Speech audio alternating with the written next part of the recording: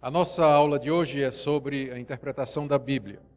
E eu creio que não preciso falar muito para mostrar a importância desse assunto. A Bíblia é o livro que é recebido pelos cristãos como sendo a revelação de Deus. E todos nós lemos a Bíblia, as igrejas usam a Bíblia para estabelecer suas doutrinas, suas práticas. A Bíblia é extremamente importante na vida do cristão. Por isso que saber ler a Bíblia é tão importante. Às vezes as pessoas ficam preocupadas com a existência de tantas linhas diferentes, pensamentos diferentes, igrejas diferentes, e ficam perguntando como é possível que pessoas que creem no mesmo Deus e no mesmo Salvador e têm a mesma Bíblia, tenham ideias tão diferentes a respeito da Bíblia. O problema não é que a Bíblia dá margem a tantas linhas diferentes, o problema é que nem sempre nós estamos lendo a Bíblia da maneira correta. Então, eu gostaria de, nessa aula, trazer alguns princípios básicos de interpretação da Bíblia, alguns comentários a respeito das questões mais importantes relacionadas com a interpretação bíblica, e no final eu vou dar a oportunidade para você fazer pergunta. Então, você vai anotando aí a sua pergunta, a sua dúvida, que nós vamos dar a oportunidade no final. Muito bem, vamos começar com essa questão, por que interpretar a Bíblia? Aqui nós vamos falar de uma palavra, vamos usar uma palavra chamada distanciamento.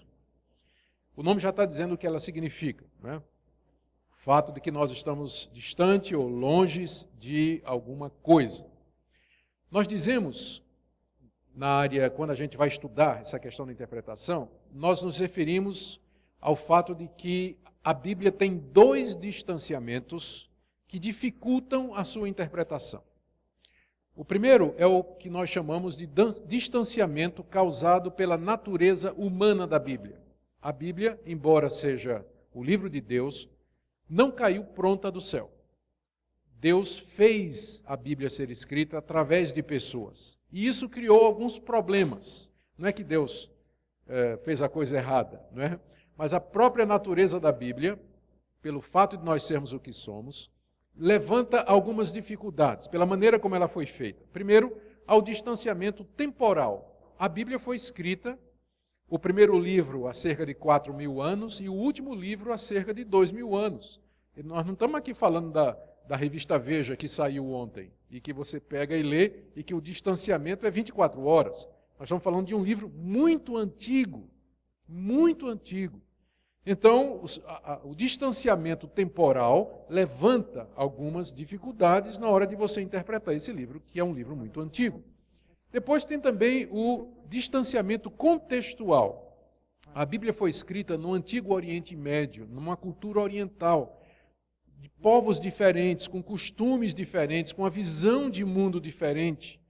Hoje em dia não temos mais aquelas grandes culturas onde a Bíblia foi escrita. A cultura judaica que existe hoje é muito diferente da cultura judaica daquela época. A cultura grega daquela época em que o Novo Testamento foi escrito não existe mais. O Império Romano não existe mais. Então, o contexto em que a Bíblia foi escrito, ele não existe mais hoje. Está distante de nós, não é? Nós não podemos viver naquela época. E há também o distanciamento linguístico. A Bíblia não foi escrita em português. Ela foi escrita em 3 línguas mortas, ou seja, que ninguém fala mais hoje. O hebraico bíblico, que se fala hoje em Israel, é o Yiddish, que é outro tipo de hebraico, embora muito parecido com o original. Foi escrita em aramaico, que é também uma língua morta, ninguém mais fala hoje, a não ser talvez uma tribo lá no Kurdistão, o pessoal diz que ainda tem alguém que fala essa língua lá. E o grego koiné, que é diferente do grego demotike, que se fala hoje na Grécia. Então, além de ser um livro que foi escrito há 2.000 anos, numa cultura que não existe mais, esse livro foi escrito em 3 línguas que ninguém fala mais hoje, não é? Então, vem a questão da tradução. Para você poder ler a Bíblia, ou você estuda essas 3 línguas, ou alguém vai ter que traduzir a Bíblia para você. Então, isso já levanta mais uma dificuldade no nosso caminho. Fora o distanciamento autoral. Se o pastor Sérgio me mandar um e-mail dizendo: reverendo, o senhor prega amanhã às 8 horas, eu posso mandar um e-mail de volta dizendo assim, 8 da manhã ou 8 da noite? Porque não ficou claro. Mas eu não posso chegar para o apóstolo Paulo e perguntar: Paulo, o que é que você quis dizer quando você escreveu os que se batizam pelos mortos? O que que essa expressão se batizar pelos mortos significa? Eu não posso mandar um e-mail para Paulo, não posso pegar o telefone e ligar para o apóstolo Paulo, não posso ligar para Pedro para dizer assim: Pedro, você disse que Jesus foi pregar os espíritos em prisão. O que você quer dizer com isso? Que Jesus foi no inferno pregar? Eu não posso fazer isso, porque Pedro está morto, Paulo está morto, Moisés está morto, Isaías está morto. Então, tudo isso torna a interpretação da Bíblia um pouquinho diferente de você ler a revista Veja ou Estado de São Paulo, ou seu livro predileto que foi publicado há 1 ano, 2 anos atrás. É um livro antigo, oriental, escrito numa outra cultura e com outras características diferentes do país em que nós vivemos e da cultura que nós vivemos, o Brasil do século XXI, onde todo mundo fala português e é uma outra cultura completamente diferente. Então isso só já devia nos alertar que não é assim simplesmente eu vou abrir a Bíblia e ler. Não é? Tem muita gente que acha que é só abrir a Bíblia e ler. De fato, eu diria que na grande parte é só abrir a Bíblia e ler. Mas tem esse aspecto humano da Bíblia que tem que ser levado em consideração. O outro aspecto do distanciamento é causado pela natureza divina da Bíblia. A Bíblia, de fato, é o livro de Deus. O que você tem na Bíblia é o Deus eterno, Espírito invisível, imortal, santo, justo, bom, poderoso, insondável, misterioso, tentando falar conosco, que somos criaturas.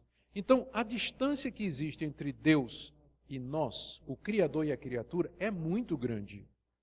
Então, tem um distanciamento. É Deus falando comigo, uma criatura.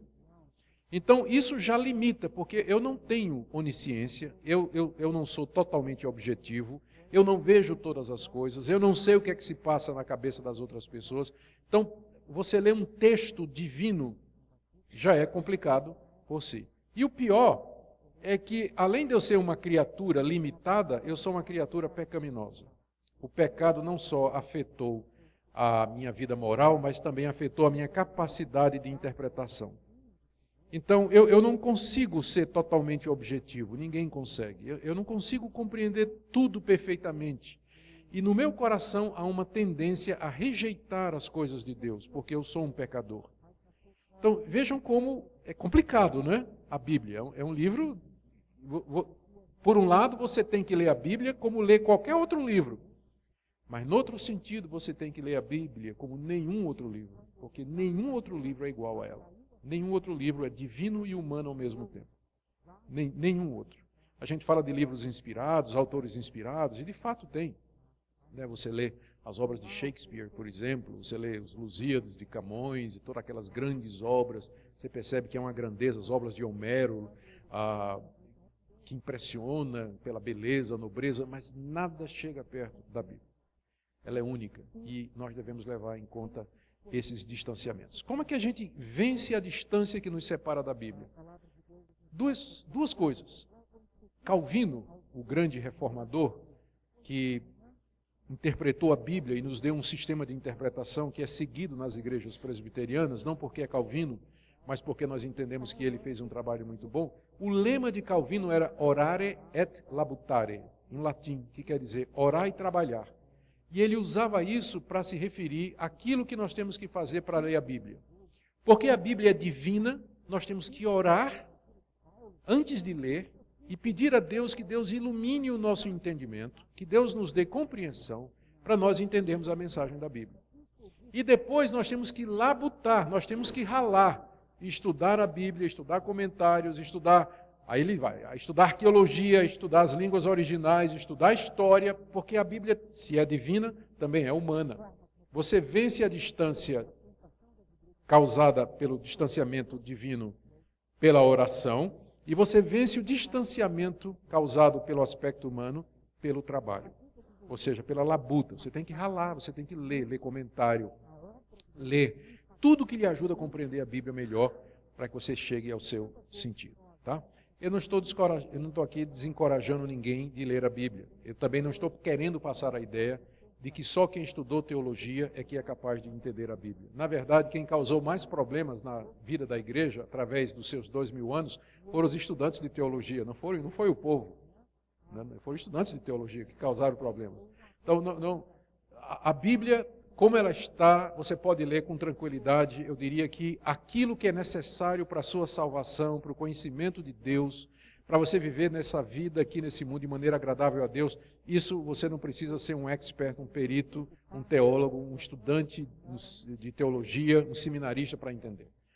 Porque é de Deus, ela é simples assim. Mas ela, pelo que ela tem partes difíceis, partes complicadas, que geram essas diferentes interpretações e que geram essa confusão que às vezes nós encontramos aí. Então vamos ver o que é que a gente pode aprender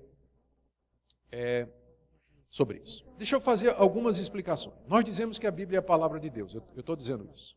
Ela é a palavra de Deus, ela é infalível e ela é inerrante. Isso não significa que não houve erro de cópias. Pedro escreveu a sua primeira carta e mandou para as igrejas da Ásia Menor. As igrejas receberam e disseram, é uma carta do apóstolo Pedro, homem inspirado por Deus, isso aqui é a palavra de Deus, faz uma cópia, porque naquele tempo não tinha imprensa, né? Então a cópia era feita na mão. Aí fizeram cópias da carta de Pedro, a original, e leram a carta original de Pedro, e leram, como era feita de pergaminho. Você sabe o que é que acontece quando você usa muito tempo uma coisa? Ela se gasta, ela acaba, mas tinha cópia. Então passaram a usar cópia, e dizer, faz cópia da cópia. E depois faz cópia da cópia da cópia. Então, hoje nós não temos mais os originais. Aquela carta que Pedro escreveu, a carta de Paulo aos Romanos, nós não temos mais os originais que são chamados de autógrafos. Mas nós temos cópias que datam do século II, do século III, século IV. Nós temos pelo menos 5.000 cópias do Novo Testamento e vários outros milhares de cópias do Antigo Testamento. Não existe nenhum outro livro que tenha tantas cópias. Vocês ouvem falar, por exemplo, de Aristóteles e Platão, não é isso? Vocês sabem quantas cópias tem das obras dele? E que não são nem dele, mas reproduzidas em outras. Às vezes não tem 10, 12 cópias antigas daqueles escritos. Não tem. E as pessoas ficam assim, puxa, mas a Bíblia foi copiada e não sei o quê. Se você for usar o mesmo critério que alguns ateus querem usar para desacreditar a Bíblia, você não vai acreditar que Aristóteles existiu, que Platão existiu, que Galileu existiu, que Homero existiu, porque a Bíblia é o livro mais bem atestado do mundo em quantidade de cópias que nós temos. Só que, já ouviram a brincadeira do telefone sem fio? Você tem uma fila de pessoas, né? Aí você diz para a primeira, o pastor Augustus é feio. Aí você tem que passar isso para outra pessoa. Aí você diz assim, ó, o reverendo Augustus é feio. Já mudou, né? Não é mais pastor, é reverendo, é feio. Aí você passa por outro e diz assim, o reverendo, olha, o que eu vi é que o reverendo Augustus é feio, mas o pastor Sérgio é pior. Aí vai, entende? Quando chegar lá na última pessoa, já fizeram essa brincadeira do telefone sem fio, quando chega na última pessoa, que compara com a primeira, houve acréscimo, houve alteração. Então é natural que no processo de cópia, um escriba, ele trocou uma letra, ele trocou uma palavra por um sinônimo. Em vez de dizer Jesus Cristo, ele disse Cristo Jesus. E quem já fez cópia sabe como isso acontece. Você às vezes copia a mesma linha 2 vezes, ou você pula uma linha. E quando você não conhece o idioma em que você está copiando, é pior ainda. Porque imagina um monge lá da Lituânia, sei lá de onde, qualquer lugar do mundo aí, que não falava grego, e fazia parte do trabalho dele copiar nos mosteiros, copiar trechos da Bíblia. Aí, naturalmente, ele não conhecia o grego, mas ele saía copiando, ele ia cometer um erro que ele não percebeu que cometeu, porque ele nem conhece a língua, não é? Então, nessas cópias que nós temos da Bíblia, você vai encontrar erros de cópia. Mas, porque tem tantos manuscritos assim, os estudiosos, que são chamados de manuscritólogos ou baixa crítica, eles comparam os manuscritos. E aí nós podemos ter certeza quase que absoluta de 95% do texto original. E os 5% que a gente tem dúvida não representa ameaça nenhuma. É troca de palavra, é uma palavra que está faltando, não ameaça nenhuma doutrina principal da Bíblia. Nada, nada, nada, nada. Então, quando você ouvir esse argumento, não, mas papel cabe tudo, você responde, inclusive a verdade. Papel cabe tudo, inclusive a verdade. não é? Então, você tem as cópias e essa disciplina chamada alta crítica ou manuscritologia, que é uma disciplina científica, ela nos dá, alguns acham que chega a 98% de certeza, né, do que era o texto original. E que o que fica com falta de comprovação não afeta em nada as doutrinas principais da Escritura. Então, mas há erros e culpitos. Então, quando eu digo que a Bíblia é verdadeira, não estou dizendo que não houve erro nas cópias. O que eu estou dizendo é que Deus, na sua misericórdia, preservou a sua verdade através das muitas cópias e pelo estudo científico nós podemos fazer a recuperação. Outra coisa, quando eu digo que a Bíblia é verdadeira, eu não estou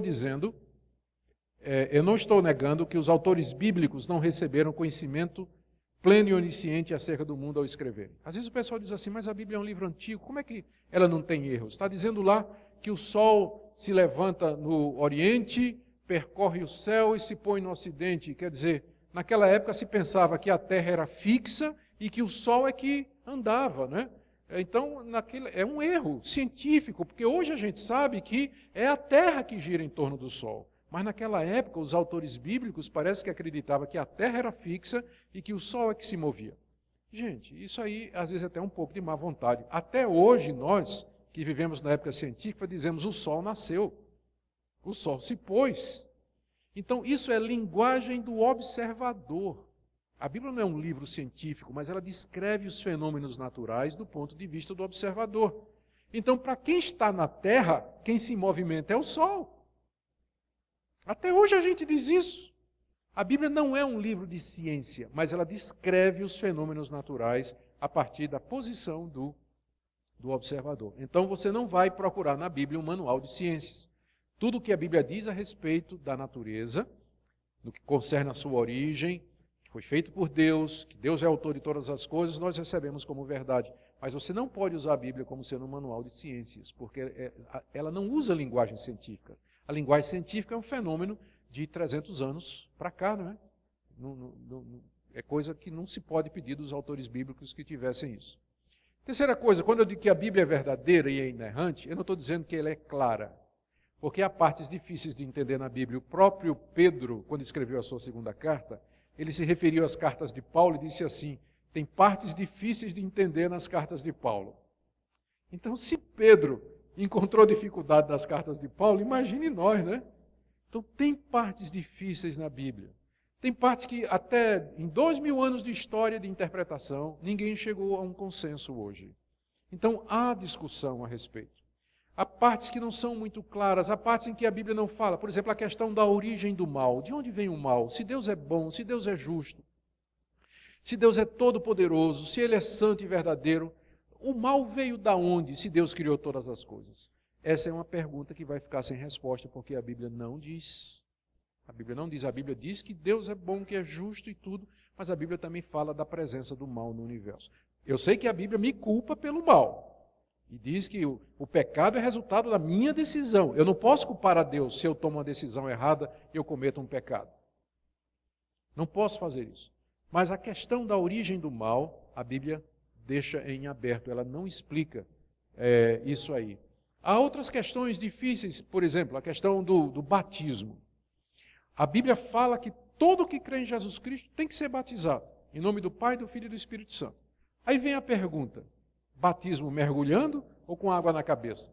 Aí você vai procurar os textos na Bíblia do Novo Testamento, tem hora que você tem a impressão de que o batismo é por aspersão, derramando água na cabeça. Mas às vezes tem hora que você tem a impressão de que era por imersão. Como é que é isso, né? Por exemplo, no dia de Pentecostes, que batizaram 3.000 pessoas, duvido que o prefeito de Jerusalém tenha deixado os apóstolos levar 3.000 pessoas para batizar no tanque da cidade, né? Onde é que eles batizaram 3.000 pessoas em Jerusalém lá? Em que tanque eles foram batizar isso aí? Então, o parece mais provável é que foi, né, nem por aspersão, por afusão, né? Os apóstolos lançaram água, não sei como é que eles fizeram isso. Quer dizer, aí a questão do como, a Bíblia também não é clara. Aí você tem os batistas e os presbiterianos, né? Primeira divisão começa dessa falta de clareza. Na igreja presbiteriana, nós praticamos o batismo por aspersão e aceitamos o batismo por imersão. Os nossos irmãos batistas têm uma opinião diferente. Eles não aceitam quem foi batizado com água na cabeça, né? Se você for para uma igreja batista, você vai ter que mergulhar outra vez. Eu faço uma brincadeira com os batistas e digo assim, tá, você vai batizar uma pessoa por imersão. Se você bota ela com água até o ombro, ela está batizada? Não, não está batizada. Tá bom, mergulha mais um pouco. Se a água vier até o pescoço, está batizado? Não está batizado. Mais um pouco. Se a água vier até a testa, está batizado? Não, não está batizado. E se vier até aqui no cucuruto, no final, está batizado? Aí tá. Digo, pronto, então. O que vale realmente é em cima, né? Os presbiterianos se o que vale é isso, já está resolvido. Não é porque se batizar até aqui está batizado? Não está. Então o que vale é aqui em cima e os presbiterianos cobrem isso, né? Dá uma mãozada assim de água, cobrem e já está resolvido. Mas foi só uma brincadeira. Então, entende? Tem coisas na Bíblia que não são muito claras. Um outro exemplo, sobre o futuro.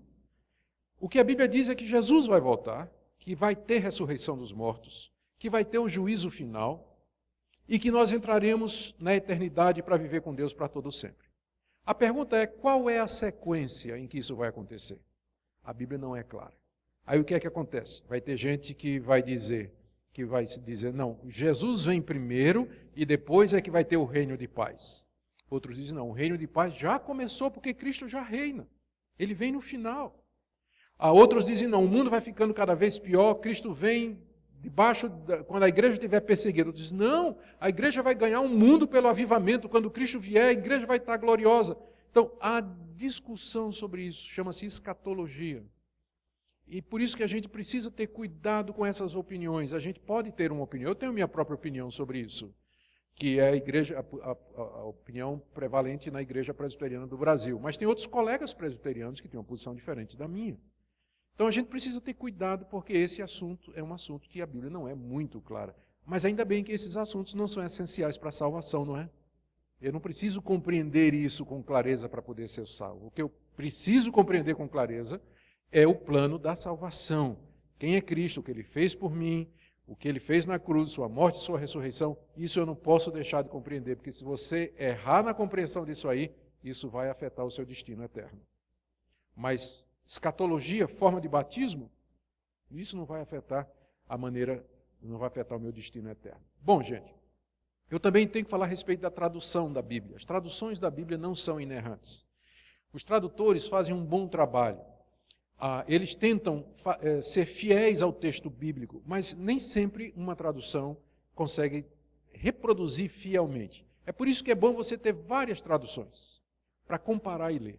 Mas eu posso assegurar a você de que as traduções que você tem em português, aquelas que são feitas por comitês, eu não confio em tradução feita por um homem só. Tradução de Phillips, tradução de fulano. Não. Tradução feita por uma comissão, porque aí é bom. São muitos, né? Que se um errar, o outro corrige.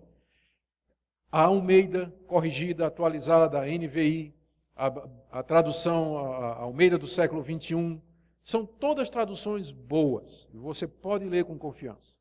A melhor coisa é você ter várias, para você comparar. E se chegar a perceber que num versículo tem muita diferença, está na hora de perguntar ao seu pastor ou algum estudioso para saber qual é o problema. É que às vezes o próprio grego, ele permite duas interpretações diferentes. Uma coisa que é muito comum na língua grega é a expressão do tipo assim, o amor de Deus. João usa muito isso. Mas o amor de Deus pode significar duas coisas. O amor que eu tenho a Deus ou o amor que Deus tem por mim. Quando você diz assim, pelo amor de Deus não faça isso, o que é que você está dizendo? Pelo amor que você tem a Deus, não faça isso. Quando você diz, eu fui salvo pelo amor de Deus, você está se referindo ao amor que Deus tem por você. Então, como é que você sabe quando é um e quando é outro? Está lá no grego, o amor de Deus. Ele não explica se é o de Deus por nós ou de nós por Deus. Então você vai ter que ler o contexto, E às vezes, surpresa, o autor está querendo dizer as duas coisas. O amor de Deus por você e o seu amor por Deus. Então, o tradutor, como é que o tradutor vai resolver isso? Ele às vezes vai ter que passar o problema para o leitor. Ele simplesmente traduz o problema. Em vez de tentar resolver, ele traduz o problema. E o leitor, então, é que se vira para ver como é que ele vai interpretar. Mas você tem que lembrar que as traduções elas não são inerrantes. O bom é você ter várias para você sair comparando, e quando tiver muita diferença, você pode perguntar ao pastor Sérgio, por exemplo. Deixa eu falar um pouquinho sobre o Espírito Santo, na obra da interpretação. Isso é muito importante. Nós precisamos do Espírito Santo para nos ajudar a interpretar a Bíblia. Isso, agora um detalhe, o Espírito Santo não ajuda preguiçoso. Não ajuda preguiçoso. É a mesma coisa, você vai fazer vestibular, não estuda e pede a Deus para passar. Se você diz assim, Deus me ajuda a entender a Bíblia, mas você não faz um esforço para ler, para estudar, para comparar, comprar um bom comentário, perguntar para alguém, não é tentar Deus do mesmo jeito? Né? Então, nós precisamos do Espírito Santo, mas lembrando que o Espírito Santo não vai fazer aquilo que Deus diz que é minha responsabilidade de examinar todas as coisas. Então, nós dizemos que nessa área de interpretação, o Espírito Santo fez três coisas. Fez três coisas. Primeiro, ele revelou a verdade de Deus. O Espírito Santo guiou Isaías. Isaías teve aquela revelação de Cristo morrendo na cruz. Segunda parte, o Espírito Santo inspirou Isaías para Isaías escrever Isaías 53. Ele foi morto pelas nossas transgressões, foi ferido pelos nossos pecados. E hoje, quando você abre Isaías 53, o Espírito Santo não vai lhe dar revelação, que ele já deu a Isaías, ele não vai lhe inspirar, porque ele já inspirou Isaías, mas ele vai lhe iluminar, para você entender o que é que Isaías escreveu.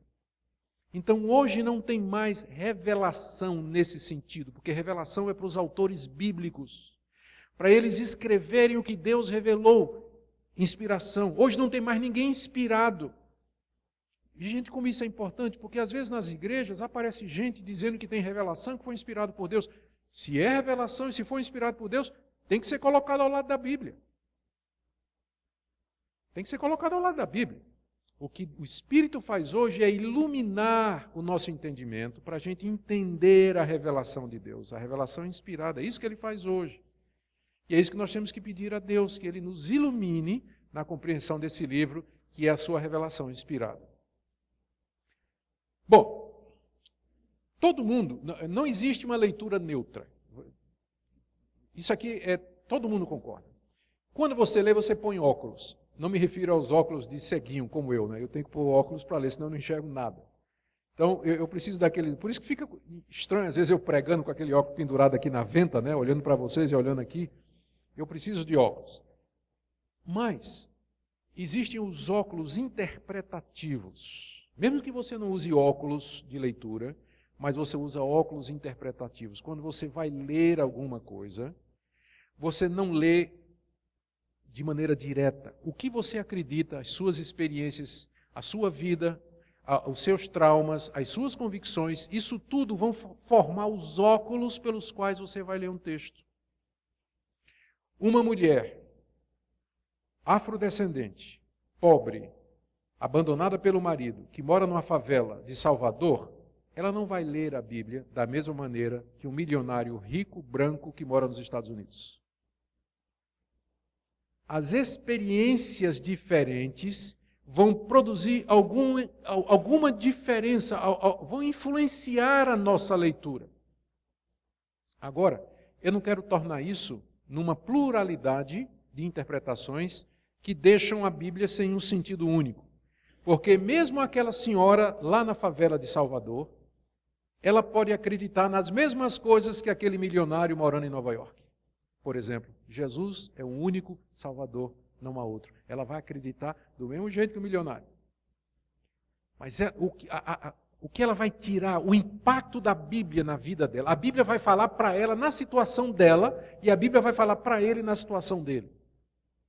Embora estas verdades sejam imutáveis. Então, o que a gente acredita faz muita diferença na hora de você ler a Bíblia. Os cristãos reformados, os cristãos do cristianismo histórico, por assim dizer, eles acreditam em algumas coisas que formam os óculos que eles vão usar quando eles vão ler a Bíblia. Primeiro, que Deus existe. Você pode dizer, mas pastor, isso é muito simples. Mas não é não. Um ateu vai ler a Bíblia de maneira diferente da sua. Porque eu creio em Deus, quando eu ler lá que Jesus andou sobre as águas, eu vou dizer, eu acredito nisso aí. Isso aqui é literal. O ateu vai dizer, isso não é literal, isso é um mito, isso é uma fábula. Por quê? Porque ele não acredita em Deus. Se ele não acredita em Deus, ele não acredita em milagre. E a Bíblia está cheia de milagres. Então, a gente começa com esse ponto fundamental. Existe um Deus, e esse Deus falou conosco pela Bíblia. Se você não acredita nisso, a sua leitura da Bíblia vai ser completamente diferente da minha. Mas a gente começa com esse pressuposto, que existe um Deus e que esse Deus se comunica de uma forma que eu possa entender. É isso que a Bíblia é. Segunda coisa, revelação progressiva. Deus não disse tudo de uma vez só. Ele foi falando devagarzinho. Lá no jardim, ele chamou Adão e Eva e disse, um dia virá alguém que vai pisar a cabeça da serpente. Não disse mais nada. Depois ele chamou Abraão e disse, sabe aquele que eu disse que vai pisar a cabeça da serpente? Eu vou dizer uma verdade a mais. Ele virá da tua descendência. E não só isso, ele vai abençoar todas as nações do mundo. Aí depois ele chama Davi e diz, você sabe aquilo que eu disse lá no Jardim do Éden, que eu disse a Abraão, eu vou acrescentar uma coisa a mais. Esse Messias que virá, ele virá de você, ele vai ser rei, e ele vai reinar sobre o mundo todo, coisa que não foi dita a Abraão. Chama os profetas e dizem, aí Deus disse, sabe aquele que eu disse lá atrás que ia ser assim? Eu vou dizer mais uma verdade, ele vai nascer em Belém, ele vai entrar em Jerusalém montado num jumentinho, e ele vai morrer numa cruz pelos pecados do meu povo. Deus levou 2000 anos dizendo isso. Ele não disse tudo a Adão lá no jardim, ele não disse tudo a Abraão, ele não disse tudo a Moisés. Ele foi dizendo paulatinamente. E é isso que a Bíblia é. Ela é o registro da revelação de Deus. Deus foi contando a história da salvação até o último ponto, que é Apocalipse, que termina lá com o novo céu e a nova terra. Começa em Gênesis, no jardim, e termina lá em Apocalipse, na cidade santa. É a história da revelação de Deus. Por isso, as pessoas se referem à Bíblia como sendo o registro dos atos salvadores de Deus. O que é a Bíblia? Você pode responder, a Bíblia é um livro único, porque ele registra as ações de Deus na história para salvar o homem, o que ele vem fazendo há milhares de anos para salvar o homem. Por que isso é importante? É importante para que você, quando abrir sua Bíblia em Mateus, você saber que você está lendo um capítulo do meio, né? Tem os capítulos que vieram antes e tem os capítulos que vêm depois. Não é a mesma coisa um livro de matemática? Se você abrir um livro de matemática assim no meio, você vai entender aquela fórmula? Então você tem que voltar para entender o que é que levou aquela fórmula. É isso? Então, quando você vai ler a Bíblia, lembre disso. Você está lendo um livro que tem começo, meio e fim, que tem um desenvolvimento. Por isso você tem que comparar Bíblia com Bíblia, livro com livro. Não pode ler Gênesis sozinho, porque Gênesis é só o começo, você não pode ler Apocalipse, você não vai entender Apocalipse se você não entender o que vem antes. Tá? Então, esse livro, na verdade é uma biblioteca, né? São 66 livros, né? Um desenvolve o outro. Está tudo ligado. Está tudo ligado. Bom, outra coisa. Inspiração e autoridade. Esse livro, nós entendemos, é inspirado por Deus. Essa é outra coisa que nós acreditamos. Primeiro, que Deus existe. Segundo, que ele se revelou progressivamente. Terceiro, que a Bíblia é o registro inspirado e autoritativo de Deus. Ou seja, se está na Bíblia, Deus falou, está falado. Se ele não falou, eu me calo também. Mas onde Deus fala, eu aceito e eu me curvo diante da autoridade da Bíblia. A Bíblia é a maior autoridade na vida do cristão e na vida da igreja. O que não puder ser provado pela Bíblia, nós não temos que obedecer, nós não temos que fazer. Mas a Bíblia sempre é o tribunal último, onde todas as coisas são julgadas em matéria de fé e prática. História da redenção, já falei, a Bíblia conta essa história. Se alguém disser qual é o centro da história da Bíblia, a resposta é Cristo. É o que eu falei hoje de manhã na minha pregação. No Antigo Testamento, como é que as pessoas se salvavam? Pela fé no Messias que haveria de vir. E no Novo Testamento, como é que elas se salvam? Pela fé no Messias que veio. Então, Cristo é o centro da Escritura. Tudo na Bíblia aponta para Cristo. Os tipos, as figuras, as instituições, as personagens, as histórias, as parábolas, as genealogias, tudo aponta para a pessoa de Cristo, que é o centro da Escritura. É nele que tudo converge. E o cânon completo e fechado, isso aqui é importante. Cânon é uma palavra grega que significa medida ou metro. Quando a gente fala cânon da Bíblia, quer dizer, o número de livros da Bíblia. A Bíblia está fechada, são 66 livros, Apocalipse é o último. Se você disser, e se um dia a gente descobrir uma carta perdida do apóstolo João? Eu acho que Deus não quis que entrasse na Bíblia, porque se quisesse, né, já teria colocado desde o começo. Eu acho que ela não deveria entrar. Por que isso aqui é importante? Porque o pessoal fica dizendo, e o evangelho de Tomé? Já ouviram falar disso? De vez em quando aparece aí. O evangelho de Judas. Descobriram um evangelho antigo que contradiz tudo mais. Por que os livros da Bíblia são mais importantes do que esse aqui? Porque estes livros foram inspirados por Deus, foram escritos por pessoas que foram testemunhas dos fatos, e a Bíblia está fechada. Você não pode acrescentar livros à Bíblia. Ela está fechada, não tem livros novos, não tem. Por isso também que nós não temos apóstolos hoje. Porque apóstolos, eles eram inspirados por Deus. E o que eles escreveram viraram Bíblia. Tem gente que se passa por apóstolos hoje, mas não são. Não são, porque apóstolo escreve Bíblia. E o que eles dizem não tem nada a ver com Bíblia. Nada a ver, não se compara. Não se compara, está fechado. Então veja só, são coisas que parecem simples, mas que vão fazer a diferença na hora que você vai ler a Bíblia. Se você acredita nisso, você vai ler a Bíblia de uma maneira. Se não, você vai ler de outra. Sobre traduções. Deixa eu correr com isso aqui. Eu já falei um pouquinho sobre traduções, e deixa eu explicar alguma coisa sobre traduções. Tem duas maneiras de traduzir qualquer coisa. A primeira é chamada equivalência formal. Isso quer dizer o seguinte. Vamos pegar o hebraico. Não, vou pegar grego mesmo, que é mais fácil para mim. No tempo em que a Bíblia foi escrita, se pensava que as emoções eram na barriga. Mas é natural, porque o que acontece quando você tem medo? Qual é a primeira coisa que é afetada? Não responda. Não precisa responder. Né? Não é isso? A gente diz, dá um frio na barriga. Até hoje a gente diz isso, não é? Mas a gente sabe que as emoções estão acontecendo aonde? Aqui. Aí, na Bíblia, no grego, Paulo diz assim, literalmente, eu quero que vocês amem uns aos outros com todas as suas entranhas. Entranha é tripa. Entranha é tripa. Aquilo fazia sentido no mundo grego. Mas hoje, um rapaz chegar para a namorada e dizer, eu te amo com todas as minhas tripas, não faz sentido. Né? Aí o que é que o tradutor fez? Agora veja só, o tradutor vai traduzir a Bíblia. E ele encontra literalmente Paulo dizendo, eu quero que vocês se amem com todas as suas tripas, todas as suas entranhas. Se ele traduzir literalmente, essa tradução é boa? Não. Porque não faz sentido em português.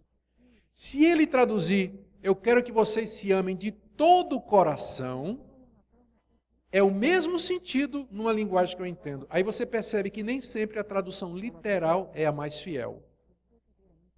Nem sempre a tradução literal é a melhor.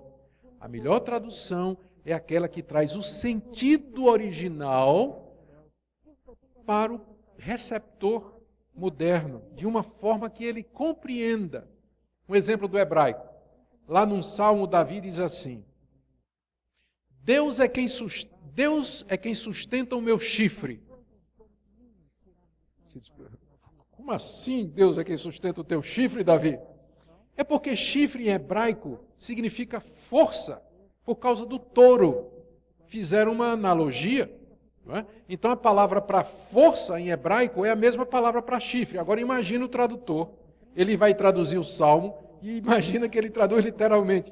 Deus é quem sustenta o meu chifre. O brasileiro vai olhar assim e vai dizer, não.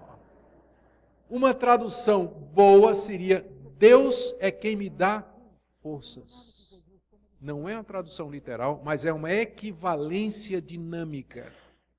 Você traduziu no receptor de uma forma que ele entendesse o sentido do que está escrito. Então, dito isso, você tem algumas... Agora você pode classificar as traduções dessa maneira.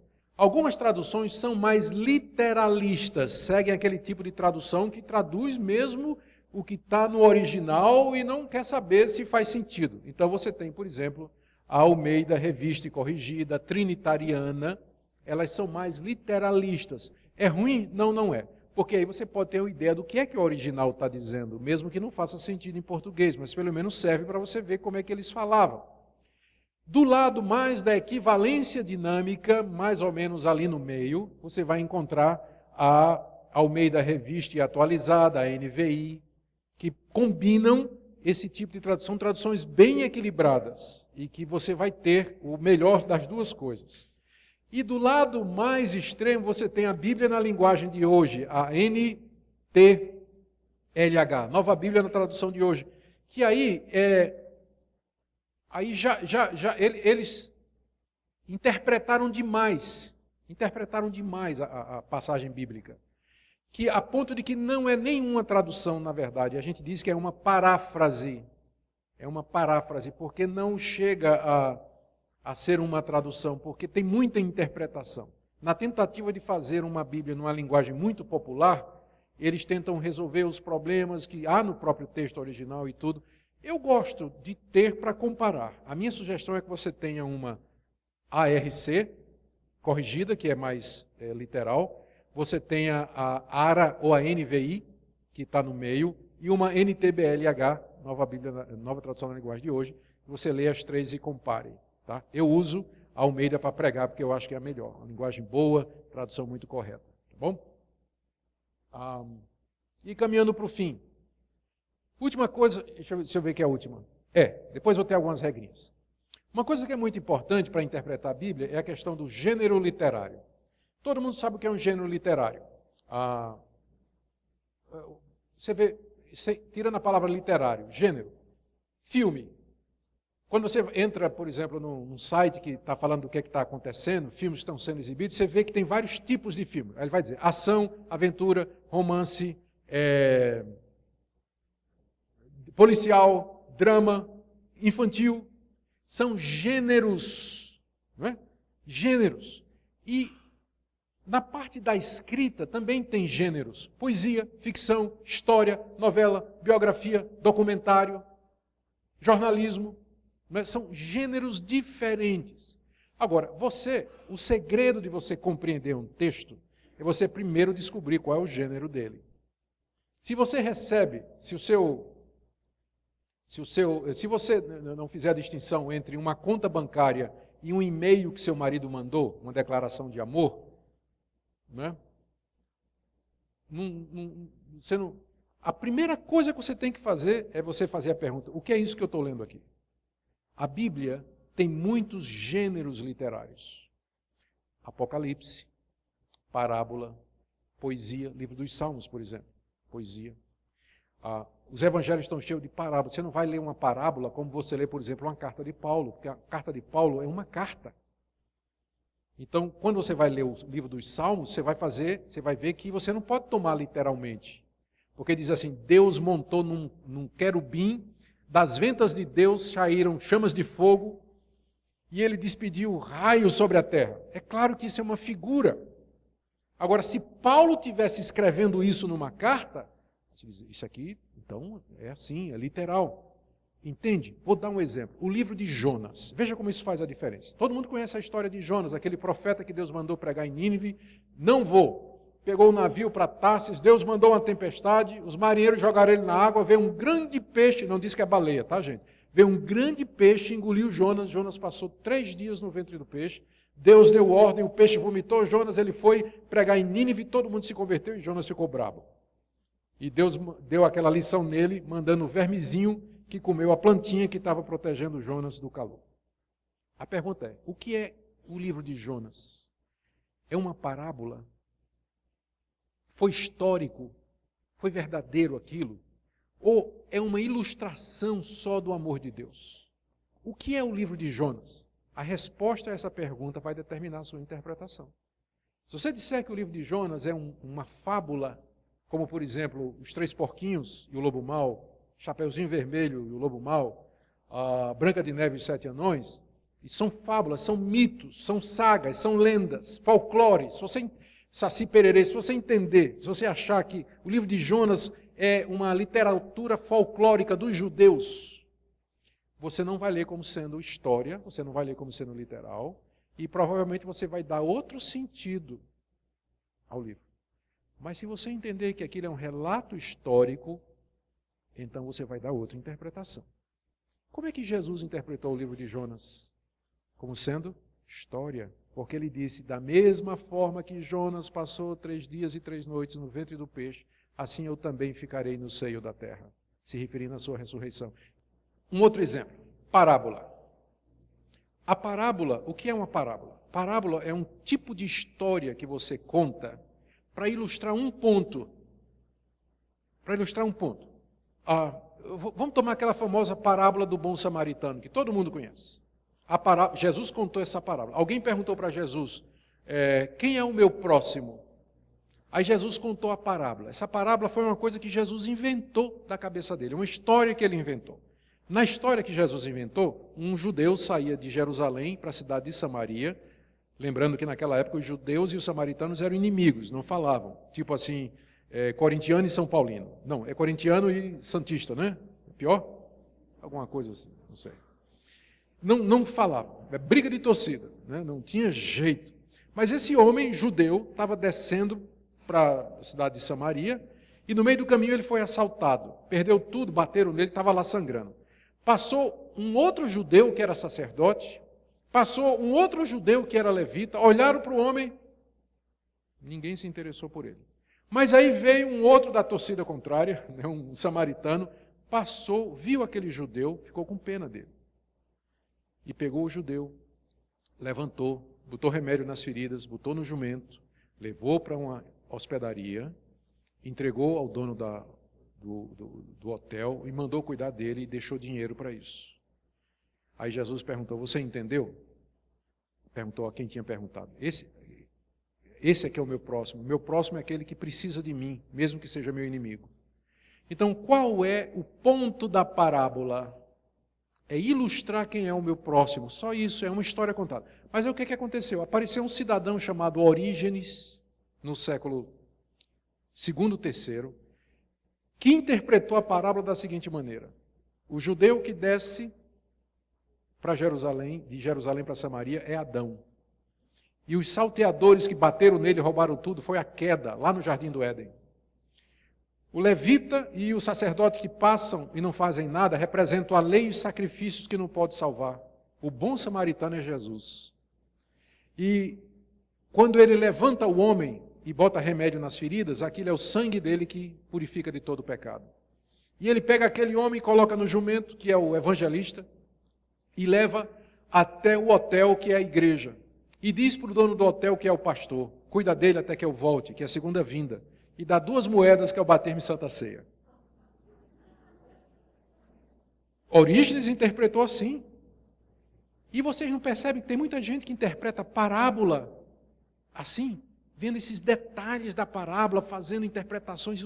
Mas peraí, gente, parábola é um gênero literário, é uma história que Jesus contou para ilustrar um ponto. Qual é o sentido da parábola? É só um, quem é o meu próximo? Você não pode dar outros sentidos para a parábola. E aí você vê gente construindo doutrina em cima de parábola, em cima de ilustrações que Jesus usou. Então, a importância do gênero. Você tem que ler parábola como parábola, você tem que ler história como história, você tem que ler provérbio como provérbio, você tem que ler Apocalipse como Apocalipse. Certo? Isso é figurado, isso aí, tá? Regras básicas e eu fecho. Agora eu vou tentar fechar. Bom, regras básicas então para interpretar a Bíblia. Primeiro, a mensagem central da Bíblia é a revelação de Deus em Jesus Cristo, história da redenção. Se você sabe do que é que o livro está falando, você já vai começar a ler o livro com vantagem sobre alguém que vai abrir aquele livro e não tem a menor ideia do que é que ele é. Então, se você já sabe o tema desse livro, o enredo do livro, então você já vai interpretar os livros à luz desse tema maior. Então, regra número 1, saiba disso. A Bíblia é o livro de Deus. Ele fala da revelação de Deus em Jesus Cristo. O que é que Deus tem para nos dar, quem Ele é, o que Ele nos oferece, quem nós somos, de onde viemos, o que somos e para onde vamos. É o grande livro que responde às grandes perguntas que você tem. Então, leia esse livro assim, sabendo o que ele é. Não é um livro de história. Não é um livro perdido que não tem mais importância para nós hoje, mas é um livro atual, verdadeiro, que fala sempre, que responde os seus questionamentos. Primeira regra é essa. A segunda, a Bíblia é a sua melhor intérprete. Porque ela foi dada naquele sistema progressivo, as partes estão ligadas e uma parte depende da outra. Quando você encontrar uma passagem difícil, procure que você vai encontrar outras passagens que esclarecem. Em Mateus, em Lucas, no Sermão do Monte, Jesus diz assim: bem-aventurados os pobres, porque deles é o reino dos céus. Aí você pergunta, quer dizer que eu tenho que ser pobre para entrar no reino de Deus? Ótimo, porque eu sou pobre. Então quer dizer que o fato de eu ser pobre quer dizer que eu já estou salvo? Espera aí, leia a mesma passagem em Mateus. Aí você vai para Mateus, o que é que tem em Mateus? Bem-aventurados os pobres de espírito. Isso quer dizer os humildes, não é pobre financeiramente, porque você vai encontrar gente pobre muito orgulhosa, né? Muito cheia de si, pensando que é o rei da cocada preta. Tem muita gente pobre que pensa que é o rei do gado. Então não é pobre de espírito, que não quer dizer bobo ou doido, mas quer dizer humilde. Então sim, dos humildes é o reino dos céus. Então a Bíblia se interpreta. Ela é a sua melhor intérprete. Vá lendo, vá procurando que você vai encontrar a resposta para as dúvidas. Terceiro, o Antigo Testamento é interpretado pelo Novo. Não pense que o Antigo Testamento não tem uma mensagem para nós. Tem uma mensagem para nós, é uma mensagem maravilhosa. Só que você tem que ler o Antigo Testamento a partir do Novo. Quando você lê sobre os sacrifícios do Antigo Testamento, você não fica dizendo assim, então eu tenho que matar bicho para Deus me aceitar. Não, você tem que ler a partir do Novo. No Novo está dizendo que Cristo é o sacrifício. Ele é o Cordeiro de Deus que tira o pecado do mundo. Você não precisa matar animal para Deus lhe aceitar. Então você tem que ler o Antigo Testamento a partir do Novo Testamento. O texto quer dizer o que o seu autor quis dizer. Essa regrinha é fabulosa. É uma regrinha simples de interpretação.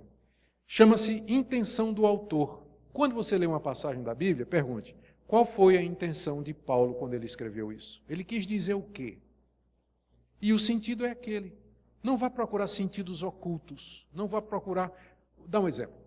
Lá no Antigo Testamento, no livro de Gênesis, está dizendo que Abraão pegou 318 homens nascidos em sua casa e fez guerra contra os reis de Sodoma e Gomorra e libertou o seu sobrinho Ló. Lembra essa passagem? Que Abraão pegou 318?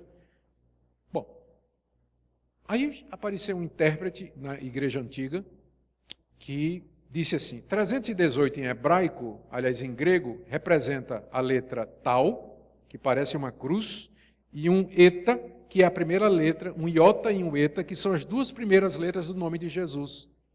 Então 318 significa que Jesus morreu na cruz. Pergunta, quando Moisés escreveu que Abraão pegou 318 homens nascidos na sua casa, era essa a intenção de Moisés? Duvido. Duvido que Moisés não falaria em termos de cabala, numerologia, porque isso é cabala e numerologia. Quando Moisés quer dizer uma coisa, ele diz, ele fala com muita clareza, leia os 5 livros de Moisés. A Bíblia não tem mensagem oculta. Não existe uma mensagem cifrada na Bíblia, ligada a número secreta que só os espirituais podem entender. A mensagem da Bíblia é claro que porque Deus quer falar conosco, Ele não fala de maneira oculta. Não tem sentidos ocultos por detrás das histórias da Bíblia, das palavras da Bíblia, da letra da Bíblia. O que você lê é o que você tem. É aquilo que está escrito, nada mais. O texto quer dizer o que o seu autor quis dizer. Segundo, e agora eu estou terminando, o sentido natural tem que ser preferido ao literal, aliás, ao figurado. Antes de você procurar um sentido figurado na Bíblia, verifique se o sentido natural não é o melhor. Quando, por exemplo, diz assim, quando Jesus disse que você não deve adulterar, você diz assim, não, mas isso aí é figurado. Ou quando Jesus diz assim, quem não se arrepender vai para o inferno, você diz, não, o inferno é figurado. Por que figurado?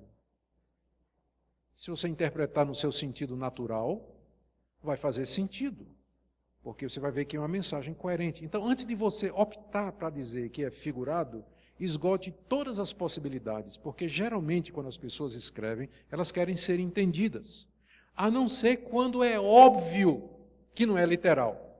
Quando Jesus disse, eu sou a porta, você vai ler aquilo figurado ou literal? Figurado, porque Jesus não é uma porta de madeira que você bate, né? Isso é uma metáfora, mas é óbvio, o texto está pedindo para ser interpretado metaforicamente, não é? A menos que seja estes casos, sempre a interpretação correta é o sentido natural, óbvio, literal do texto. Não vai procurando interpretação figurada, mas leia a Bíblia no seu sentido natural. Outra coisa, cada texto tem um sentido só, não dois.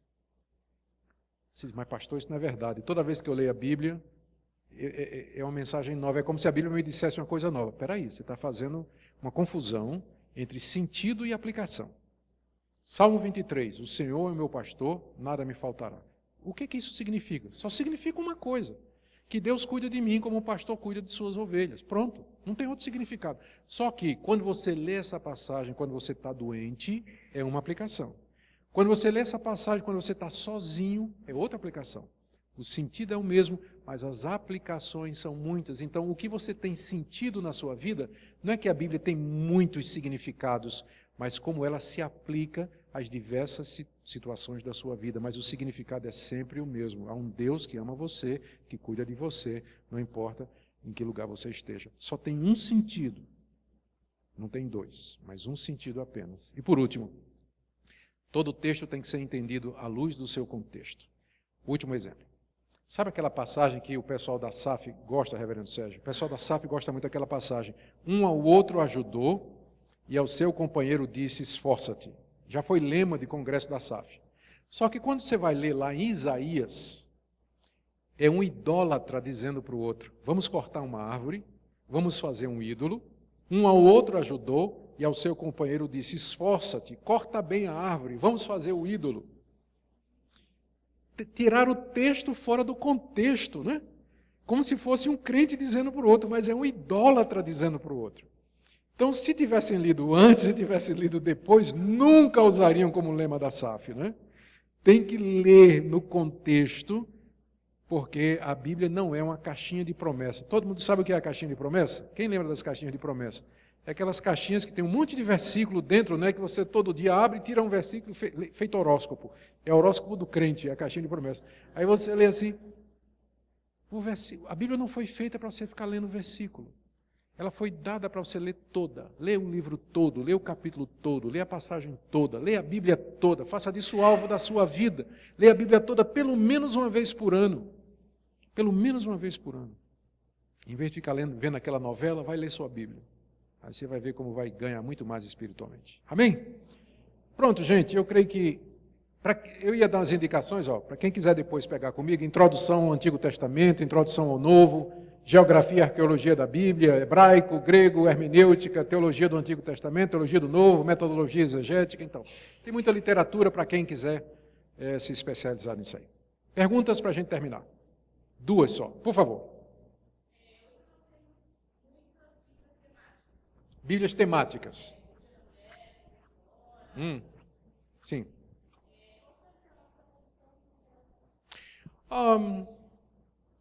A Bíblia temática é mais um comentário, né, que foi feito pela casa editora que publicou a Bíblia, visando um público específico. Eu não gosto não, porque é muito dirigido esse tipo de interpretação. Dá a impressão de que a interpretação que a mulher vai dar é diferente da interpretação que o homem vai dar, embora, é claro, essas coisas possam contribuir. Mas não na interpretação do significado, mas da aplicação. Eu prefiro Bíblias que sejam comentadas, tipo Bíblia de Genebra, tem mais uma da NVI, a Bíblia comentada da NVI, que é muito boa também. Da Bíblia na linguagem de hoje tem um comentário muito bom, a Bíblia comentada, eu acho que também é muito bom. Eu prefiro as Bíblias comentadas, não as temáticas. Não é para jogar fora, mas se você vai usar para estudar e para se dedicar, prefere Bíblia comentada, tipo Bíblia de Genebra, que é a que a gente recomenda como sendo a melhor. Tá bom?